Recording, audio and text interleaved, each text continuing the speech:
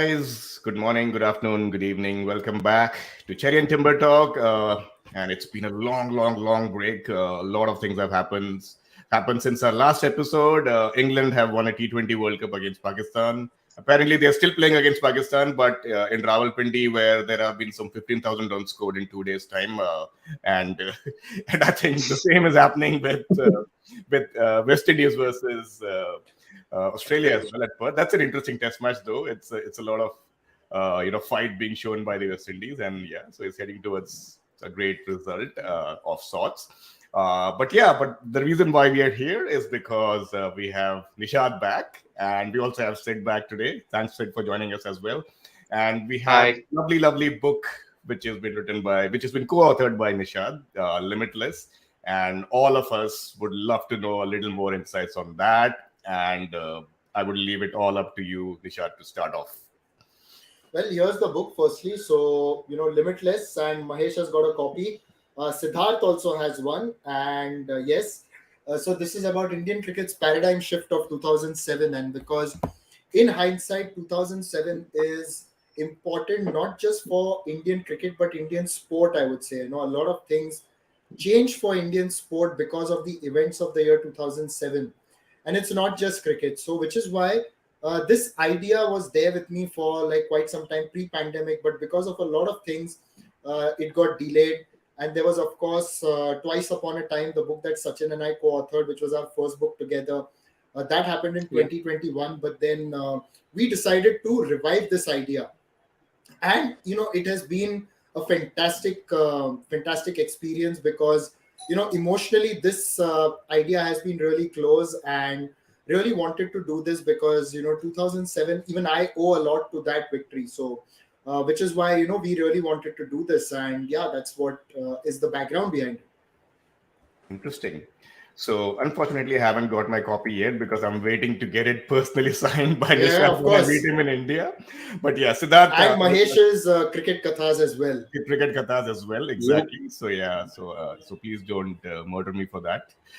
So Siddharth, your experience of reading the book and your initial reaction and reviews. I think first of all, I have to say that Nishad and Sachin sir have really done a good job because the stories are, pretty much short and crisp, as was the case in Twice Upon a Time. And the flow of the book is good because the language is pretty easy. And one more thing that I really liked was that, there are teasers at the end of each and every story. Like, it's going to keep you hooked as to what's going to happen next. So that is, these are probably, three of the points that I really liked about the book, to be honest. And obviously there are a few facts that which I would say that I knew, but at the very same time I did not know that it's probably a kind of a world record. Like if Nishad allows it, then I'm going to share one of them. Of course, please go ahead. Yeah. So, like, obviously, we all know that in the 2007 World T20 final, we have had we had Yusuf Pathan replacing Virender Sehwag due to an injury. Like, I would say, most of us, or rather, even the non-cricket fans also would probably know about this. But most of us would not really know that he's the only cricketer in international circuit to make his international debut in a World Cup final. Like obviously this is a kind of a stat that really it got to me that yes I knew, but I did not know that he's the only one, because more often than not you sometimes tend to I would say not be aware of all these things because we are very much engrossed in the match when it's I would say a high octane clash. So this is one thing that I really liked. But I think just moving forward, Nishad, I have a couple of questions for you. And Of course, yeah. I just wanted to ask, how did you went about writing this book?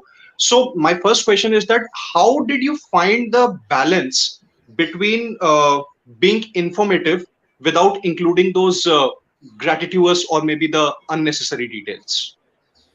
So one of the important things is obviously bringing the emotion. Now, compared to Twice Upon a Time, this book was something that I was really close to. And Yogi is back in his new home, and which hopefully we will be able to visit really soon. So, he changes houses as we change clothes, right? So that's how it is. Yeah, but has he changed his hairstyle? That's what I'm wondering. Oh, it's a cap. Oh, all right. No, but coming back to that, so it is because see, 1971 was something probably which my father was really close to, because he was a Yes. teenager then, and it really inspired him. It really made him feel like that Indian cricket is special. For us, obviously 2003 World Cup was a bit of a heartbreak. 2002 Nadir Yes. series gave you a lot of belief, but 2007 is when it really cemented itself. So I think a lot of it, apart from the facts and figures, was also trying to bring in that emotion and telling people what we exactly went through as Indian cricket lovers at that time. Because had that not happened, I always wonder, had that and 2011 not happened, I don't know if I would have gotten the belief to really pursue the kind of career that I have had. Hmm. So True. I think for me, it was channelizing that emotion personally, because that inspired me. So bringing that into the equation, because even when I look back, it gives me goosebumps, and I feel really grateful that it happened, because it gave me that inspiration which was really needed. True. And you talk about that inspiration because this is something that I can very much relate to, because it was during that time only that I also I would say finished my 10th and 12th, and that's where I was also Mm. trying to look for something that I can really enjoy apart from obviously doing my graduation. So this is something that really interested me, cricket, I would say. And obviously this victory turned out to be a landmark for, I would say, people like you and I, because I think from probably that perspective, our career started because of I would say Absolutely. because of this victory. To be very honest, and I think just moving forward, I would say that how would you say that your writing has evolved over the years? Like I've always I've basically read your pieces when you used to work for those different media websites. But now that obviously you have written a couple of books, so how do you feel that your writing has evolved over the years?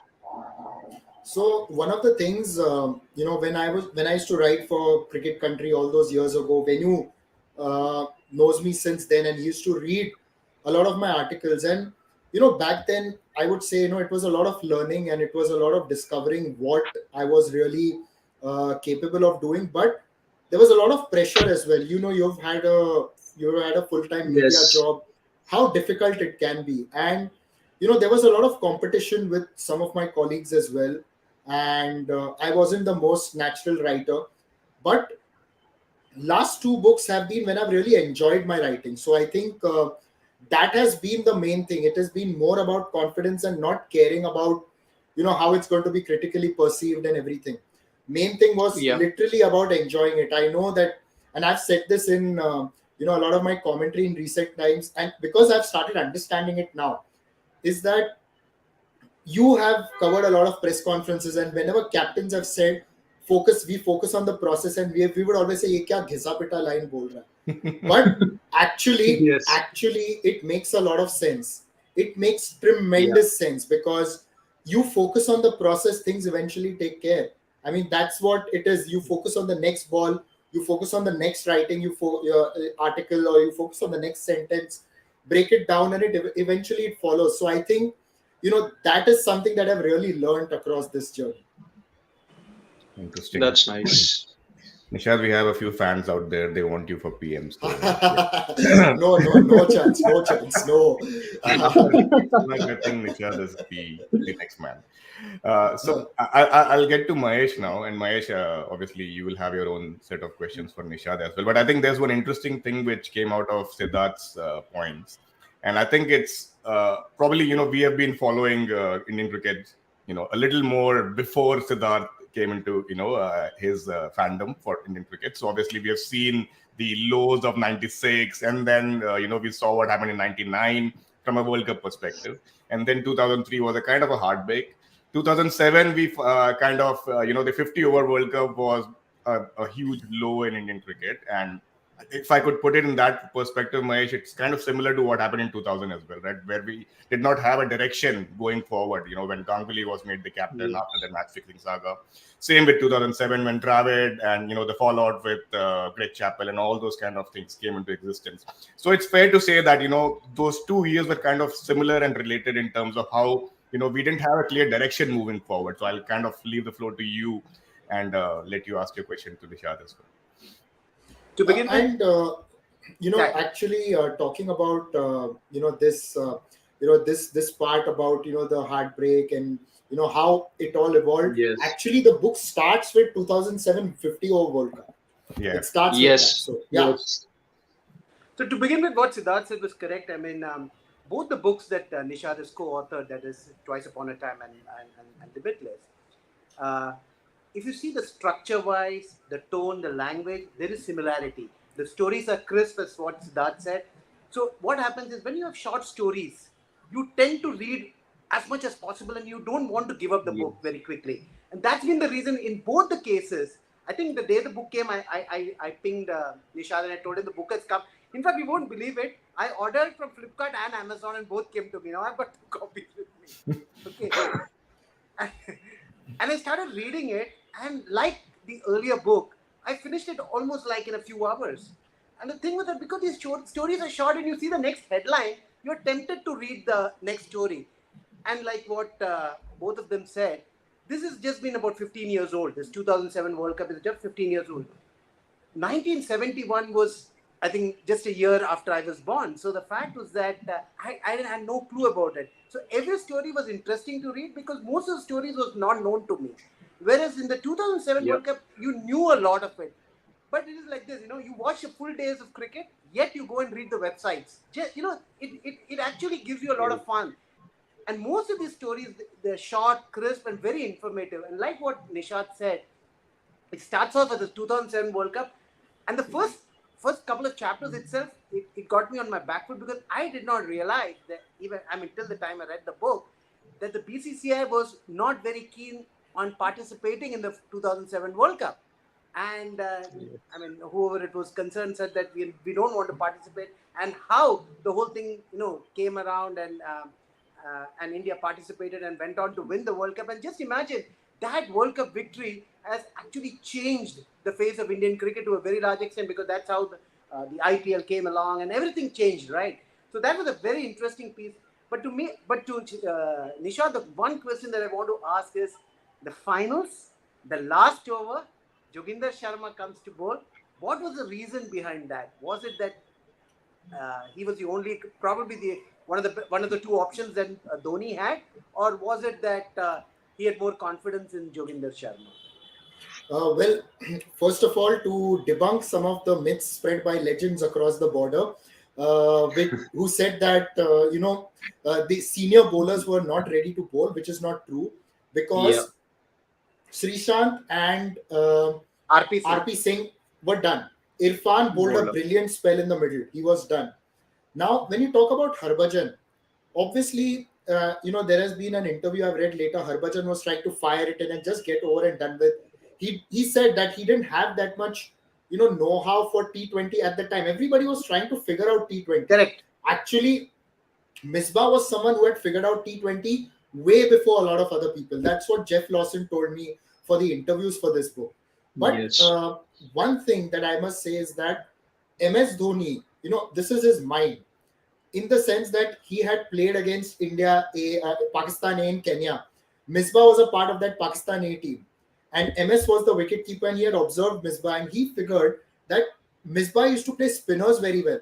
Now, logically, Harbhajan has gone for so many runs. Why would you give Harbhajan that over? Because Misbah was targeting him with the short boundary. And obviously the ends had changed. But even then, why would you want to take that risk? So, which is why that was one. Secondly, Joginder and MS had played a lot of tournaments together in local cricket. There are a lot of tournaments that happen in the north. There are corporate tournaments. And he had observed what Joginder was capable of. Everybody talks about Joginder in that last over. But people forget that he bowled a very good spell against South Africa in the middle overs, kept it really quiet. Against Pakistan, the first 3 overs, he again conceded only 13 runs and took 1 wicket. So he was actually India's informed bowler. Yeah, apart from RP Singh, if you purely look at the statistics. Agree. And he had a very good Yorker outside the off stump, which he used to nail a lot of times. How did he get Yunus Khan out? By frustrating him outside the off stump. Yunus played that breakout shot trying to go through the leg side, from way outside off stump. Now, that is not something you expect from a Yunus. Yunus Khan. But that is the kind of pressure that Joginder was ready to apply. And MS figured that if he's going to bowl so many if he's so comfortable against spinners, it's better to go again with Joginder. Interesting. And tell everybody the story of the six sixes, and then what happened when the father went to Yuvraj Singh and told him, "Ki, you need to sign a Oh T-shirt." yeah. So obviously with Yuvraj Singh there is a background, because on the 5th of September 2007 there was an ODI at the Oval where Robin Uthappa actually won that game for India. Sachin Yes. Tendulkar got 91, and Ravi Shastri uttered those golden words that "You beauty Uthappa, Uthappa. you deserve 10 dosas." Yeah, and that was what he said on air. But people actually in that game, it was a thrilling run chase. But in the last over, Yuvraj Singh was hit for 30 runs. That was Nice. like 5 sixes by Dimitri Mascarenhas. And in the pre-social media era, the only way of trolling was by SMS, and Yuvraj was trolled quite a lot by friends, whoever was sending him messages. And it does get to you, right? Because after all, as a cricketer, we know what Yuvraj Singh has done for India. Heading into this tournament, playing against England, and then Yuvraj Singh is riled up by Andrew Flintoff.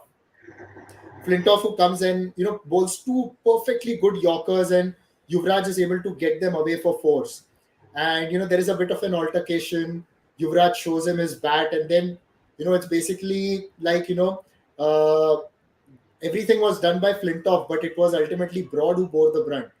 And once those 6 sixes were hit, Yuvraj actually looked at Dimitri Mascarenhas and Flintoff, because he was like, okay, now the monkey's off my back, it's done. I went one better. And later, obviously, when Stuart Broad, he hadn't played a test match until then, known as one of the most promising cricketers from England, yet to play a test match. And India were playing Australia at Durban itself in the semi-final. Chris Broad was the match referee, and Chris Broad told Yuvraj, "You know what, thank you for finishing my son's career." And Yuvraj so then Chris Broad said, why not, can you gift a jersey to my to my son, with your autograph? So he gifted that jersey, but he wrote, "You're going to go on to do great things." And I got that from a podcast that Yuvraj did with Gaurav Kapoor, and he said that, look at him where he is today. It is really admirable that it is very difficult for someone to come out of that. But within a couple of months, he was there making his test debut for England. And today, with over 500 test wickets, a true legend of the game. Very true. He said, he also said, I know how it feels, right? Something like that? Yeah, he said, "I know how it feels. I've been hit for 5." So, but with Stuart Broad, credit to him, because, he was a frontline bowler, the first fast bowler to get hit for 6 sixes in an over. Because before that, it was Malcolm Nash bowling spin. Tilak Raj was also bowling spin, and Dan Van Bunga also bowled spin. So to get it done off a fast bowler was obviously difficult, and he was trying to nail the Yorker, but he was not able to do that. And he showed his full range as well, right? It wasn't just slogging on the leg side, or he was All like parts of the all ground. over. Yeah, Yeah. exactly.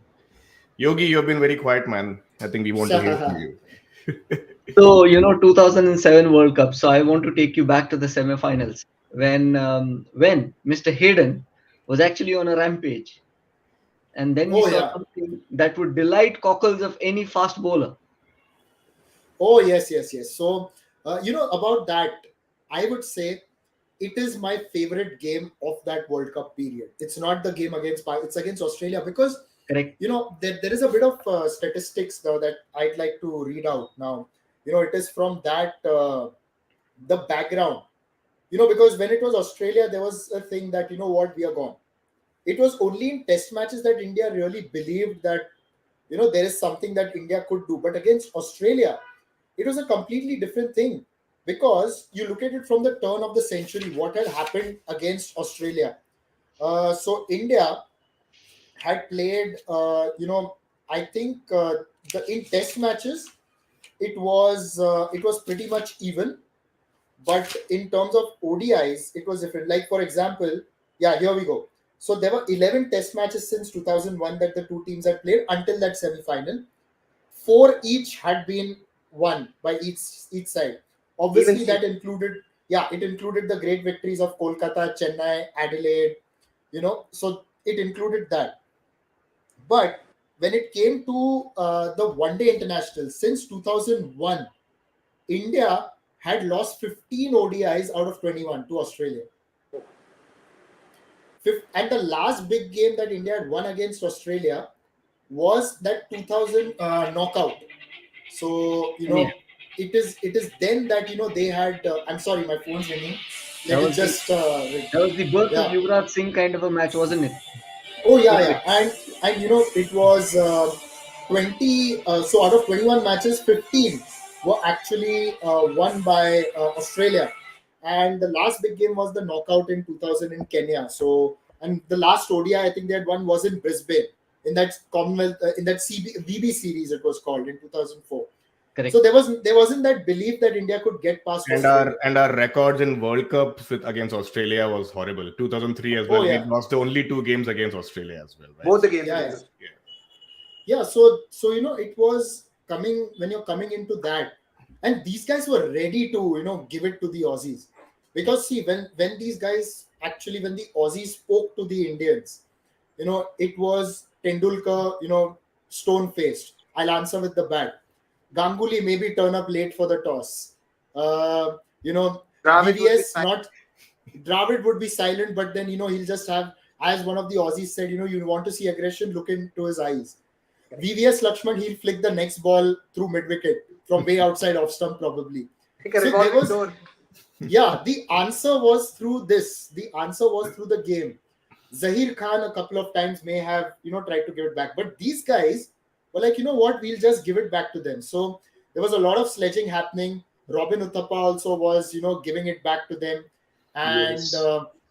Srishant was really charged up. Apparently, MS told him that what, you show your aggression everywhere. I want you to show your aggression now.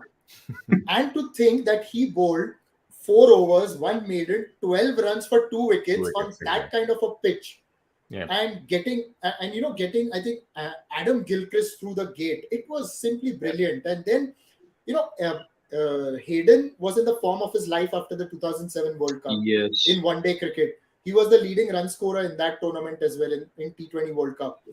And he and Simons were threatening to take the game away from India. Correct. In comes Srishant, round the wicket, castles him. And yeah, I mean, that celebration everyone remembers. He was almost just broke going- the pitch with his hand. Yeah. Oh yeah. And they were just, through that, I mean, there are some of these passages of play you can see where there is a break in play and Srishant is walking next to Simons. So there was a lot happening. These guys, I think the Aussies were also rattled. So I've got this theory which I've put in that book, is that the Yes. Aussies were also rattled and they couldn't handle it, which Hmm. is why later, the 2007 ODI tour that happened, it was one of the most ill-tempered series, and then Yep. we all know what happened in Australia. Yep. So I think the Yes. seeds of that were sown in this game. Correct.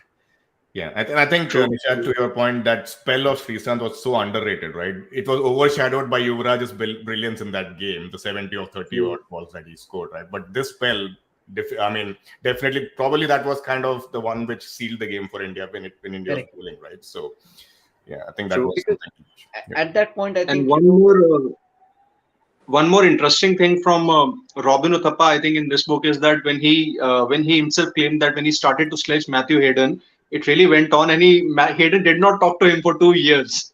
Yeah, that's what. I mean, they didn't expect it. They just didn't expect it, I think. I think if you look at Australia, once you give it back to them, once they get rattled, like even in the 1996 World Cup when Ranatunga got after them, they get completely displaced. I mean, if you see, Yeah. they don't know what to do because they're so used to be the dominant force in Bullies, every yeah. argument. Yeah. That suddenly they're on the back foot, they don't know how to react. And like what happened between Matthew Hayden and Robin Uthappa is a very classic example of what happened a few years back. And So we know Tendulkar how- did it once actually, because 2000, once the knockout. Yeah, 2000 knockout. He told Yes. Saurav that, what, I'm going to take on Megra, I'm going to say things to him. And he actually did it. Possibly one of the few times he's done it, but it worked. It Yeah. worked brilliantly. So that's what I'm Yeah. saying. If you give it Yeah. back to the Aussies, they just seem to be rattled. They don't know because they don't expect people to give it back to them. Yogi was saying something, sorry.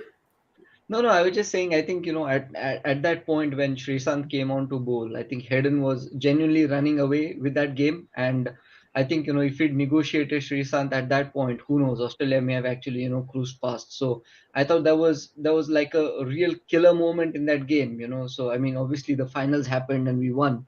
But then if we did not get that, I don't think we would have progressed further. So I think kudos to Srishant and his energy as well. We obviously know that he can be like an unchained bull at times, but props to him. Sometimes you need that raw burst of energy as well. Yeah. And Yeah, but also, I would say even the Harbhajan over, which was Yes. the 18th over, 18th But Michael 30 Clark. runs to 18th over. get. Yeah, he bowls Clark with a Yorker and then keeps them quiet and concedes only 3 runs. So I think even that one. see, everything about True. Srishant is forgotten except for the catch. The catch has overshadowed everything else. Yeah. And trust me, he didn't look that convincing when he was trying to catch it. He was Let me kind tell of you, even still now when we juggling see the it. replays, we think the guy's going to drop it. People felt he had dropped it. Like Yeah. even Misbah himself said that even I can't still believe how he caught it because he was in no position. Yeah. Agreed. And also, I think that I would say that the move to give RP Singh the penultimate over, I think it did really work well because he was obviously the most senior, most bowler, the most experienced bowler of that team. And even though he did not have a good game against Australia, but still he had done well throughout the tournament. So I think it made sense to give him that penultimate over because he bowled well, gave away I think just 4 or 5 runs only. And I think that did provide a little bit of extra cushion to Joginder, who I think did really well against Michael Hussey. I think the last ball of the 19th over, I think, was an edge through the slips by Mohammad Asif, and the ball went to the boundary, and The that's how he final, got Yes. out the yeah. runs. Yeah. Yeah, that was in the final. Yeah, He bowled brilliantly. Actually, Irfan Pathan and RP Singh, both of them bowled very well in the finals. Yeah. I mean, Irfan Pathan picked up a few Yes. wickets in the middle overs, which is very important, right? Yeah. Yeah. And wasn't it Well, Srishant Nishad who caught Afridi at long off? Yeah. Yes. And That catch that's was actually a exactly. really good one. Yeah. So apparently there was some, I couldn't get much, but about it. But apparently that Afridi versus Irfan Pathan, there was a bit of a contest because it was like Afridi being a Pathan and Irfan Yeah. being named also a Pathan. It was always, there was that contest, and apparently Irfan told Srishant that what, I'll welcome him with a bouncer. Next ball will be full. It's over. He'll Yeah. go for it. He'll give it the kitchen sink. You'll be ready for the catch. And Yeah. right enough, Afridi, could be that predictable because he was bowling brilliantly in that tournament, but his batting was just finding long on and long off. So, yeah. Agreed. I think Afridi and Irfan Pathan, the tiff was there right from the time when the teams went to Pakistan in 2004. Yeah. And Afridi made some very loose comments about Irfan Pathan, saying that ऐसा bowler so हमारे गली गली में मिलते हैं something. No, I think that was the coach. I don't think it was Shahid Afridi. Okay, maybe Javed Miandad then probably. I don't know, but yeah, so the thing is that Irfan Pathan had to prove a point to the Pakistanis that he's good enough, and he bowled brilliantly, I thought. Interesting. And so because because you spoke about how they actually perceived Irfan Pathan to be, I think yesterday there was a very interesting stat that came out that with the bowlers who've taken more than 200 test wickets, the fast bowlers, right? Pakistan only has one in last 25 years, as against Australia, South Africa, New Zealand, I think, England, and of course India, figuring amongst the top 5. So Yep. there's only so much place I feel for raw fast bowling, and you also need a little bit of brains, I suppose, not just the brawn. I think that record might still hold good for the next 20 years if we get pitches like Rawalpindi. Correct. What True. we're seeing in the current series. Yeah. I was actually thinking, why don't they actually contact the contractor, whoever built that pitch, and maybe BMC might benefit, and they might actually get some good roads done in Mumbai. Yep. Might not be a bad thing. I think this series should be sponsored by Pakistan Roadways, so probably that might be the appropriate way to kind of look at it. And Nishad, tell us about how Yusuf Pathan got into the team in the finals. That's another story, right? Oh yeah, interesting. Okay, so this was 2007, I think 5th or 6th April. Okay, Baroda playing Saurashtra at Brabant Stadium. I went to watch that game. It was free entry. I wanted to watch the game, so I went, and we had to sit in the north stand at Brabant Stadium. And we were there to see. I was mainly there to see Mumbai because Rohit Sharma was playing. Rohit Sharma's coach was sitting next to us at the time. And then Rohit Sharma, I remember coming down to field there. Rahane was playing. Nilesh Kulkarni, our friend, he was playing. So, wanted to watch him bowl as well. So, I'd gone for that. So there were two matches. First was Mumbai, Maharashtra, and then was Baroda versus Saurashtra. So in the second game, by then, we had lunch. Me and my uncle came back to watch the rest of the game. And this guy walked in who looked from a distance like he was built like Irfan. And we thought, is Irfan opening? But he goes right-handed. And then someone said, no, that's his brother Yusuf. And I still remember, he got a 50 in that game. And just the raw power. I mean, you look at this guy, he's quite tall, but you could see that raw power in his hands. Wiry guy. Yeah, and he just danced down the track and he hit it on the CCI pavilion. And I still remember that. And Irfan was run out in the most unlucky ways in that, because he left the crease and Yusuf hit a bullet back, and one of the Saurashtra bowlers got a hand to it and it hit the stumps. But interestingly, Cheteshwar Pujara got 30 of 18 balls in that match as well. So I remember that as well. So that was my first sighting of Yusuf. And I remember telling my uncle that there's a T20 World Cup this year. He needs to be picked. It was just a gut thing. And he didn't get a lot of runs, but the people that we were actually watching him. So which is why he made it to the team. And decent fielder, could bowl that fastest off spin. So he had that perfect blend.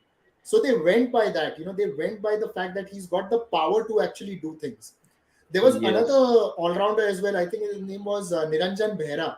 So he was from Orissa. He'd also gotten runs and gotten a few overs. But I think they went for him because someone must have seen that innings that day. It was only 50 in that tournament. But the way he was playing, it was evident that there was something. Mm-hmm. True. And I think there is also an interesting story regarding, one of the matches of the, I would say, group stage, wherein a certain team had prepared for a bowl out and the other team did not even, or they weren't even aware of it. Nishad, something on it. So, obviously you read the playing conditions when they come in, and the Indian think tank had done their homework. So Lalchand Rajput had read the playing conditions. He told MS that, look, there is a bowl out, and MS laughed. So he's like, you know what? Okay, fine, let's just do it. Kya pata? Like, it was like that. So Venkatesh Prasad, being the bowling coach, he would be looking after that, and they would divide the teams, into 5 sets, like 15-member squad, 5 each, and just bowl. And then they realized that it wasn't the regular bowlers who were hitting, but the slow bowlers who were hitting and the spinners. And they're like, ye kya ho raha hai? Like, the regular bowlers, obviously, you're bowling under that corridor of uncertainty, your muscle memories like that. So it wasn't easy. So then, when Pakistan had no idea, in fact, they found out about, John Gloucester told me this, one of the Pakistan squad members, support staff members said, oh, beauty, we've got a point each now. Right. So then they were so he was like, no, mate, there's a bowl out. Like, bowl out, what do you mean a bowl out? And then Jeff Lawson said that, when he realized that, he got out his documents and it was there in one small paragraph, and he's like, it was not evident because nobody expected ties would happen. Yeah. And then the bowl out happened, and obviously India nominate Rohit Sharma was India's best bowl out bowler, but he was not in the playing 11, so he was not allowed to bowl, obviously. So then they get in Virender Sehwag, Harbhajan Singh, fine. Robin Uthappa, what is he doing there? Now the last two were still fine. It was Srishant and Irfan Pathan who were going to complete India's 5. Pakistan's 5 were obviously Umar Gul, Yasir Arafat, Shahid Afridi, Sohail Tanveer, and I forget the 5th one. Asif. So I think it was Mohammad Asif. Yeah, so there were 5. Now India started with this, and people are wondering why is this happening? But look at MS. I mean, MS stands behind the stumps. I mean, it's a very intelligent thing. Breaking convention. I mean, you're standing behind the stumps, and he told his bowler, you're not looking at 2 targets, you're looking at 1 target. That's me and the stumps, because I'm behind the stumps. Yeah. And he goes for it, and they go for it, and they're just looking at it. Kamran Akmal takes this conventional possession just outside the off stump. Umar Gul, as Harsha sir says, bowls the best ball of the whole bowl out. Nice outswing outside the off stump. And they obviously took the shortened run-ups because that was the key thing, right? That's another reason. They didn't bowl it with the full run-up, and which is why obviously they lost. They lost rhythm as well, yeah. By the time Afridi came in, I think it was almost a done deal, and I think Afridi approached that ball the way he approaches batting. just go and just go and do what you can. So that's how they missed, and India maintained that record against Pakistan in that until then. So yeah, it was fascinating that it wasn't taken that seriously. But look at what MS says, that fine, years later I'll tell my friends that I won 3-0 a cricket match as a captain against another team. But that's not something that I think should be there. He said, I mean, even if sometimes you can get carried away by the result, but MS had that much presence of mind, that much perspective, that he said, you know what, this is not something that I'd want. Interesting. Yeah, but it was definitely exciting to watch for sure, because it was something that we haven't seen on a cricket field ever. And it was a first of sorts, right? And was it the only bowl out, Nishad, in T20s, or were there any other? There were two more. One happened before, which was New Zealand and West Indies in 2006. And one happened later, which was, I think, Zimbabwe, Canada. That happened in 2008. That was the last ever bowl out in international cricket. So after that, the super over came into play. And the first super over was again New Zealand and West Indies. Nice. So your co-author Sachin is out here as well. Hi Sachin, thanks for watching. In fact, let me just see if Sachin, I'll just forward you the link. See if you can join us. I couldn't get through to you earlier today. So in fact, I think you were trying to call me some time ago because I was trying to call you. So let me just forward this to Sachin and see if he's ready to join. Then he can join us. I'm just sending it to your Gmail ID, Sachin, if you can hear me. Yeah. He's loving it. Just the name Sachin Bajaj is actually so exciting. Two of India's like big loves. Yeah. Oh yeah. The other is Buland Bharat, Buland Tasveer. To have that kind of combination in one name is something. Yeah. So I've just emailed the link to Sachin, which is why I was actually calling him this evening to see if because he had just gone abroad, he's back. So I was just wondering if he's back, then he can join, because that's great. Sachin, obviously the last two books I've done, it's because Sachin has been with me, and the way he has guided me, the amount of passion and the amount of dedication that he has towards the sport, it is really what he's been able to create also. I mean, books is one thing, but the kind of business that he's been able to create, it's really inspirational. The way he has encouraged a lot of young cricketers. So I think, which is why, it will be great to hear his perspective. And in fact, he was the one who told me that, that is the tournament that really changed the sporting scenario in India. And we should cover that. So I will not delve into it. Let him join in. Let him, throw light on that, because he throws light on that most beautifully. So are you not sending a copy to MS? So we are going to do that one by one. So obviously, I will hand it over to all the cricketers whom I know. Was very fortunate to speak to DK about this, and DK also threw light on this, and DK was a part of that squad as well. So brilliant catch. Oh, brilliant catch. And obviously, it was like just covering the range of emotions during the final over. That really was something, what everyone felt. And which is why, I don't know if you guys noticed, like, I didn't notice this about the book where Siddharth said, it's a teaser to the next. It just happened subconsciously. By the way, I'll tell you when I wrote the book. Majority of the book is when I had my dental surgery and I was not allowed to talk for a few days. Right, we have Sachin here. Hey Sachin, welcome to There we have Sachin. Hi guys. Hi. Hello, how are you doing? No jet lag, I hope so. No. To discuss cricket, the lag and the jet can both go to hell. Lovely to have you here, Sachin. Thanks for joining in. It's an honor to be with you guys, always. Lovely. So, we've already discussed a lot of stuff about the book, Sachin, but Nishad had a few things which he mentioned that it will be the best, that if you could also throw some light on it. Nishad, fire away, whatever you want me to speak. I'm all systems go always. So as I was telling them, Sachin, when we got the idea of the book, you told me, and you have spoken about this in the other interviews that we have done, about how that tournament changed the sporting landscape, not just cricketing landscape in India. So your thoughts on that, and that what we have covered in this book? See, it was momentous.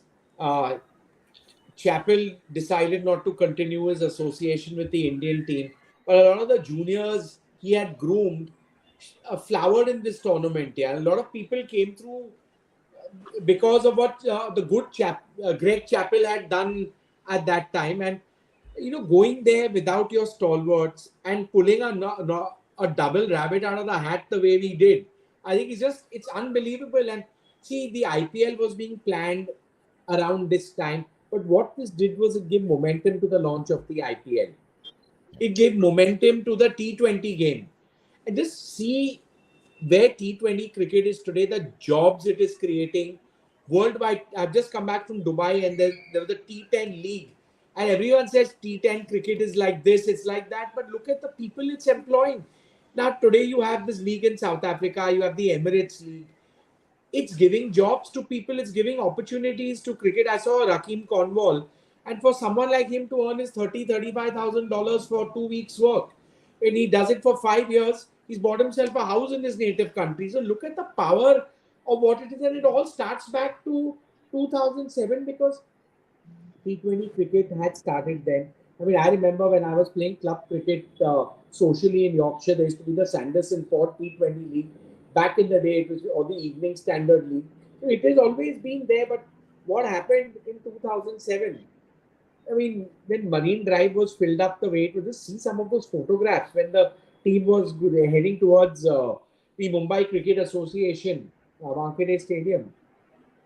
From my office, which is on the Marine Drive flyover, I've never seen anything like that in life, and we knew we were at the launch of something big, and today, where we are, launched then. Hence this book. So this was the launch of everything, I reckon. And which is why the title. So the title was given by Sachin, Limitless, Indian Cricket's Paradigm Shift of 2007. I had come up with many other titles, but Sachin nailed it like in the first attempt with this. Yeah, I think it's a very apt title for that book because you're right. I mean, things completely changed after the 2007 World Cup. If somebody is named Sachin and if he nails it in the first attempt, it really is no surprise to me. Yeah, absolutely. In my heyday, I was known as Sachin without the Ferrari. Yeah. I think, trust me, even today, guys, a lot of people mistake me on social media for Venugopal Rao, who played for India. So, when I get friend requests, The decent cricketer Venugopal Rao.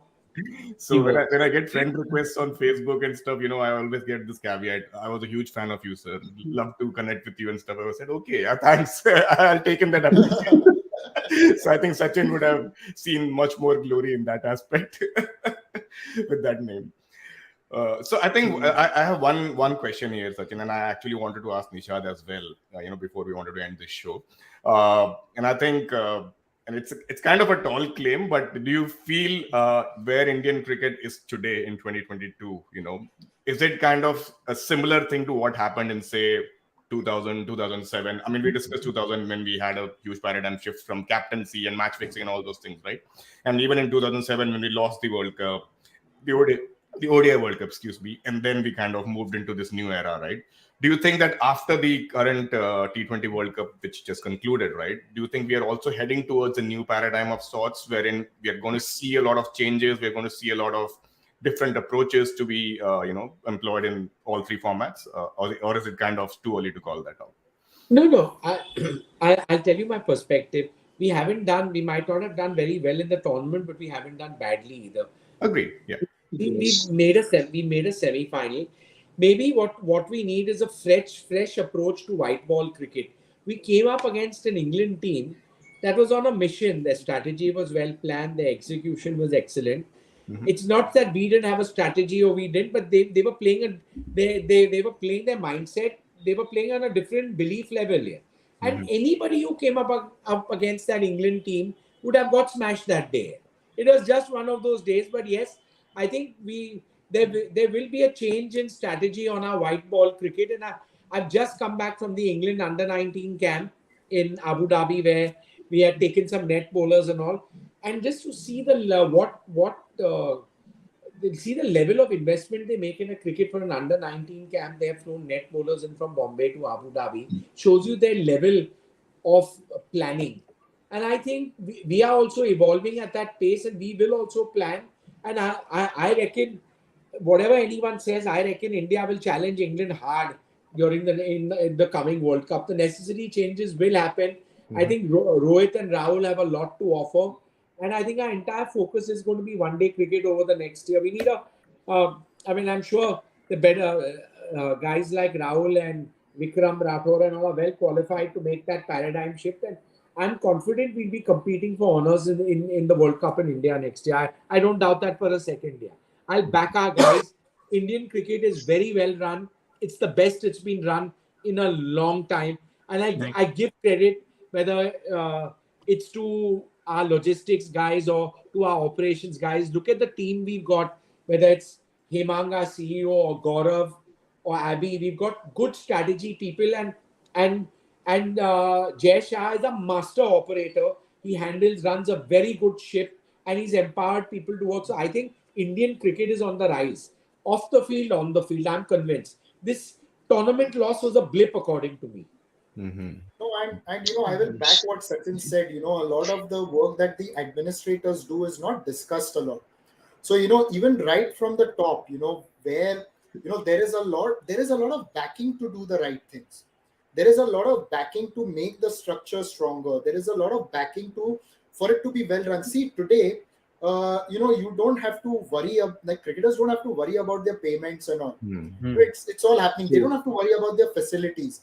Even when the money was started coming in, maybe it wasn't channelized, but today it is channelized. And credit to all the administrators, the corporate structure. I have been lucky to be a part of that, with the BCCI, and I got an insight into it. And it's not obviously, because of the processes they've set. I have also been involved with the IPL. The way the tournament is run, it's professionally run. People look at the glitz and glamour, but there is a lot of hard work happening behind the scenes. Not just by cricketers work extremely hard to produce those results because they see that as a platform for bigger honors. And secondly, a lot of professionals who run the tournament also put in a lot of hard work. Agreed. Yes. Just think the entry level to buy a women's IPL franchise is about 400 crores or something. Just think what planning has gone into, and I'm telling you, this 400 by the time it sells will be 12 or 1300 crores a team. BCCI, touch wood, well run, well organized, and they will pioneer the revolution of women cricket massively over the next few years. We are sitting in what is the epicenter of Indian cricket right now. True. The women And one of the things that even Mahesh, please go on. No, what I was saying that women's cricket has hugely benefited by the success of the IPL, and actually the IPL success has been the 2007 World Cup has been a huge responsibility for taking the IPL into this kind of a level. And because of the money that has come in, I think the BCCI has done very well in actually helping women's cricket and other sports as well. It's not only women's cricket. We're also trying to get other sports also up and running, which I think is a very good thing. I think who would have imagined, football in India, right? The ISL and all the other leagues that actually propped up because of what happened with IPL, right? So I think the privatization and the capital which was put into sport with private equity, right? That kind of completely changed the mindset. Look at Kabaddi, look at Kabaddi. You speak to Charu Sharma, he will tell you that when he went out with that idea, people were like, "Hey, have you lost it?" Yes. But to make a village sport on that scale, it is because he saw that it can be packaged like an IPL style tournament. And today, Kabaddi players are doing well, and it's so good to see. Exactly. True. And I think one of the things with respect to women's cricket in India is that, and it's also, I would say, one of the landmark decisions that has been taken, I think in the recent past, that there is going to be a girls under 15 tournament starting from this season. That, I think, to me is one of the biggest steps, because talent flow, whether it's going to be the women's IPL or the India women's cricket, it's not going to be a problem. So I think, we are pretty much, I would say, in the right direction. And what was another landmark decision, Sid? that women and men would be paid at par. I think that was one of Yes. the key biggest Absolutely. issues which has come up in the last few months. And I was actually watching that movie, the Mithali Raj biopic recently, and Yeah. then when I see what's happened today, it kind of tells you how far we have come from where we were and where we are today. You see have to what it remember one does. thing. You have to remember one thing about biopics; they're very dramatized, I agree. I agree as well. especially the '83 World Cup. So then, if I have to conclude from this, and because we called it a paradigm shift, is it safe to conclude that 2007 World Cup, one, changed the face of cricket not just in India but worldwide, and number two, just in the Indian context, it not just lifted the cricket, but it is now also lifting other sports in India and sort of changing the entire cultural landscape in India. Wherein sport was secondary, and now it is becoming very much the epicenter of our wider cultural narrative. Totally, it was True. an ethos. It was an ethos, a new ethos arrival. Yeah. Yep. Mm. Agree. No, I agree. That Well is said. what we've covered. It's again because, as Sachin said, it creates employment. Like when 2007, me maybe wanting to do something in cricket, it was maybe a little bit doing the media, but you guys have seen I've been able to do so many things, and quite a few Yes. alongside Sachin as well, which shows how the sports industry has grown. Yep. And it started True. there. I think to put it in that in that perspective, Nishad, it's like sports used to be an alternate career option before, but now it's kind of looked as a primary Correct. career. It's very mainstream now. It's Very mainstream, well. right? Exactly, and not just for players, but for people like you, me, and all the guys who are associated with the business of sport, right? So, I think Guys, your Timber Trail talks has to be on the world map now. Absolutely. And talking about the same thing, the way, the obviously it created those opportunities, it did everything. But one of the observations is, you look at former sports persons, what they would do if they have an injury as a youngster. We would see that they would do a government job, be somewhere. But now it has changed. Yep. I see so Yes. many former players, getting into sports operations, sports marketing, and they are able to make careers in sport around them. Some of them say that, sometimes they feel like, I could have been there, but there at the same time, there is satisfaction. At least I'm around the sport. agree. Yeah. True. True. Alrighty, guys. Thank you so much, Sachin. Thank you so much, Nishad. Guys, are any of y'all in Bombay? We have Mahesh is. Mahesh in Bombay. Nishad Mahesh, in coffee at the CCI next week. Come with Nishad. We have the Australian and Indian women's team practicing on the 6th, and there are 3 ODIs at the 3 T20s at the CCI. You're welcome to all 3 games. This is Nishad not will fair, bring you. Sachin. Come on, man. This is not fair at all. You're making us all Anytime after the 7th, I'm free. Yeah, Seventh- the games are 14th, 17th, and 20th at the CCI. You please come for all 3, and Nishad will be in touch with you. Amazing. Yeah, let's do that. And Venu is in Mumbai next month, so Yeah, we all will. hopefully. just get in touch, guys. And Yes. coffee, beer, cricket discussion, and life.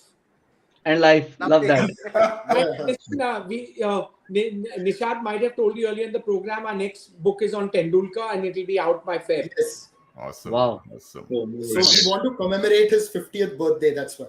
Wow. Brilliant. So Nishad, because now this is a topic that is obviously close to my heart. Is there any opportunity for us to contribute? Yeah. There is Please always let us know. opportunity. Sorry? In fact, Yogesh, remember the story you told me about Sachin? Why not you write it for us? Why You not? write it for our book. We'll put your name in on that story. Please do it. Yeah. Your personal Brilliant. Will do. experience, you write it. Keep it around 400, 500 words. If you guys Yeah. have, here's Send the it, thing. send Okay. it. We are putting it in the book. Yeah, you send So it. is it basically going to be a personal experience, or like what do you guys would want? See- I'm just asking. See, I'll tell you what we are just going to do anecdotes on Sachin that some of us who've not known him well, but known him over the years, the way he's touched people's hearts. Just a fun book to celebrate his life. It's not about his batting technique or how many hundreds or his comparison. This is a book to celebrate a great man, a great career, and a life well lived. Entering Okay. the most crucial half. He's got his half century. We got to get him to 100. I'll tell you what, Sachin, and it's kind of interesting that you brought this up in terms of touching people's lives. He certainly did touch our lives at Cherry and Timber Talk when we did a special for his birthday in April 2020, and he actually watched the show and commented on YouTube that this was really interesting. So that was our moment of being touched by. I'll tell you, a very special human being. Yeah, absolutely. Amazing. All so righty, we'll do guys. that. And if you, of course, Mahesh, Siddharth, Venu, even if you guys have such stories, please do send it. It'll be Yogi, obviously, 4 to 500 words. Yeah, 4 to I 500 understand, words. absolutely. Yep, that's Yeah. fine. Perfect. We want that story. Yeah, because we want to celebrate what the man is for Indian cricket and for India actually. Yeah. Perfect. Once again, thanks a lot, Sachin, for joining in, and thanks, Nishad, for enlightening us with so many interesting stories and perspectives around Indian cricket. And once again, guys, if you haven't bought the book yet, go to Amazon, go to Flipkart, and order it. And that's the book, Limitless. And do let us know your reviews as well, and do watch this show once again. Thanks a lot, and have a All great the day. best, guys. Bye bye. Amazing. Thank you. Bye. Cheers. Bye. Bye.